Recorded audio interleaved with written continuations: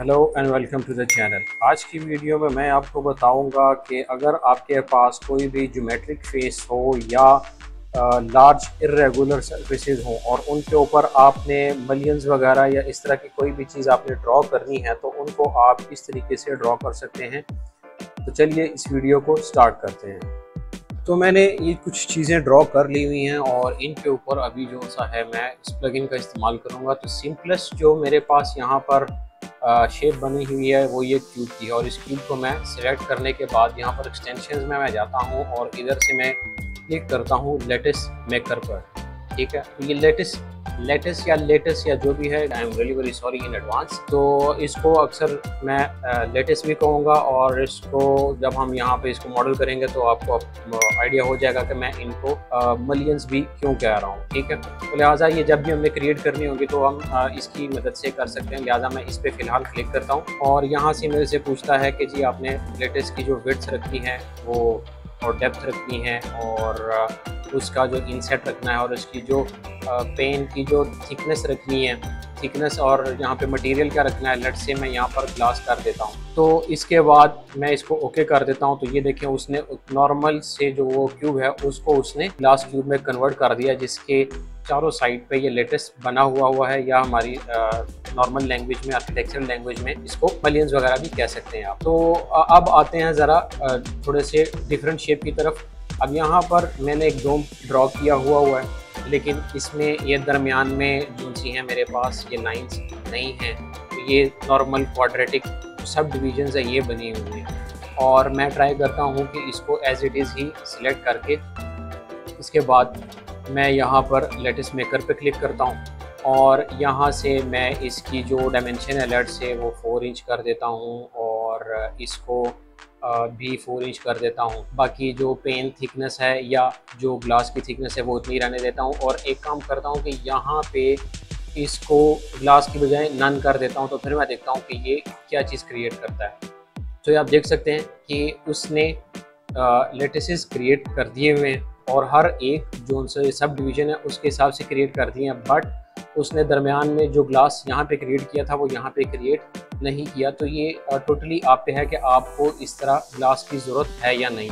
और ये अब मेरे पास एक और डोम जो मैंने क्रिएट किया हुआ है और इसमें ये सब डिवीजन्स अभी मेरे पास नहीं बनी हुई, लेकिन मैं चाहता हूँ कि इनमें सब डिवीजन्स बन जाएँ। तो इसके लिए मैं ये GHS पावर बार में ये AMS स्मूथ टू क्वाड्रेंट एक और बटन है, इस पर क्लिक करूँगा। यहाँ पे ये इसको क्वाड्रेंट्स या लाइन में कन्वर्ट कर देगा। तो इसकी मदद से मैंने बेसिकली किया क्यों है कि अगर आपको लेट से सब में ये चीज़ नहीं चाहिए लेकिन आपको डिफरेंट जो कुछ सिलेक्शन है आप उनमें करना चाह रहे हैं तो उसकी मदद से आप यहाँ पे ये कुछ सिलेक्शन कर लें और उसके बाद आप जो सा है इसको लेटिस मेकर के थ्रू आप यहाँ पर वापस ग्लास की जो ऑप्शन है उसको एक्टिवेट कर दें और आप इस तरीके से भी कुछ डोम का कुछ पोर्शन क्रिएट कर सकते हैं। ठीक है, ये तो है आपके पास कि आपने इसको एज इट इज़ रहने देना है। और यहाँ पर लेट से मैं यहाँ पर एक और काम करता हूँ, इस सारे डोम को सिलेक्ट करता हूँ और यहाँ पर ग्लास की बजाय मैं डिफ़ॉल्ट पे क्लिक कर देता हूँ और यहाँ पे जो मटेरियल है वो भी मैं चेंज करके ऑरेंज कर देता हूँ और फिर मैं देखना चाहता हूँ कि इसमें क्या चेंजेस आ रही हैं। तो ये आप देख सकते हैं उसने पेन जो है वो क्रिएट तो कर दिया है और उस पेन का उसमें जो मटेरियल है वो डिफ़ॉल्ट वाइट या जो भी है वो क्रिएट कर दिया है। तो लिहाजा हमने इसके हिसाब से ये भी लिख लिया है कि अगर नहीं क्रिएट करना, ग्लास क्रिएट करना है या कोई और कलर इन मलियंस को देना है या लेटेस्ट को देना है तो आप इसके थ्रू कर सकते हैं। अब ये एक और मैंने इर्रेगुलर सी शेप बनाई हुई है और यहाँ पे मैं चेक करना चाह रहा हूँ कि इस केस में हमारा ये प्लगइन किस तरीके से रिएक्ट करेगा। तो होपफुली आपको आइडिया होगा कि ये जो नेक्स्ट हमारे पास जो मलियन है या लेटेस्ट बनेंगे वो इन लाइंस के अकॉर्डिंग बनेंगे। तो लिहाजा इसको मैं सिलेक्ट करता हूँ और फिर मैं देखता हूँ कि ये हमारा जो प्लगइन है वो किस तरीके से इस पर रिएक्ट करता है। बट इसके लिए मैं अगेन जो लेटेस्ट का मटेरियल है वो डिफ़ॉल्ट यानी कि वाइट रख देता हूँ और इसको ग्लास में कन्वर्ट कर देता हूँ और ओके करता हूँ और ये उसके हिसाब से मुझे। तो लिहाजा आप ये देख सकते हैं कि सिर्फ इसने जो भी एरिया है उसका जो भी एक सरफेस है उसको एक ही सरफेस काउंट करना है।